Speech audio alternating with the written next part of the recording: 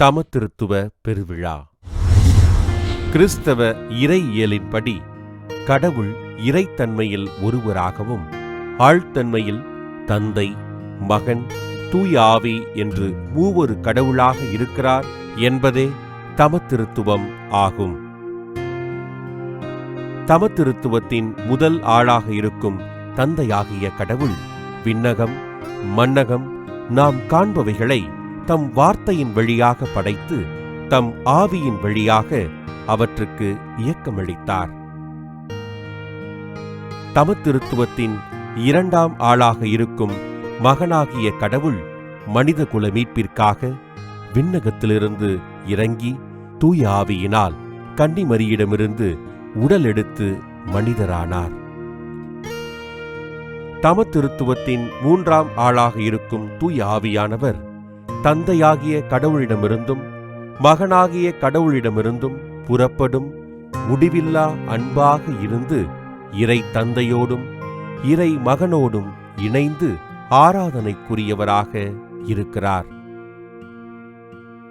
இறை தந்தை தம் திருவுளப்படி இறைமகனை தூய ஆவியின் வல்லமையால் மரியன்னையின் திருவயிற்றில் குடிக்கொள்ளச் செய்த நிகழ்வு மூவொரு இறைவனின் செயல்பாட்டை உறுதிப்படுத்துகிறது.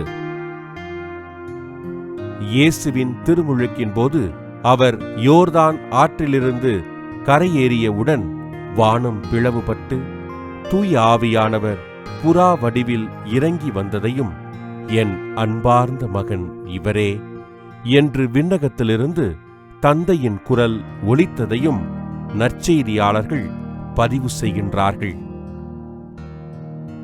இயேசு கிறிஸ்து தம் சீடர்களிடம், நீங்கள் போய் எல்லா மக்களினத்தாரையும் என் சீடராக்குங்கள், தந்தை, மகன், தூய ஆவியாரின் பெயரால் திருமுழுக்கு கொடுங்கள் என்று கூறியது இறைவன் மூவொரு கடவுளாக வாழ்கிறார் என்பதை மெய்ப்படுத்துகின்றது. தமத்திருத்துவ பெருவிழாவை கொண்டாடும் நாம் ஒரே ஞானம், ஒரே வல்லமை, ஒரே சித்தம், ஒரே தேவ சுபாவம் கொண்டு விளங்கும் மூவொரு இறைவனிடம் நமது குடும்பங்களின் ஒற்றுமைக்காக ஜெபிப்போம்.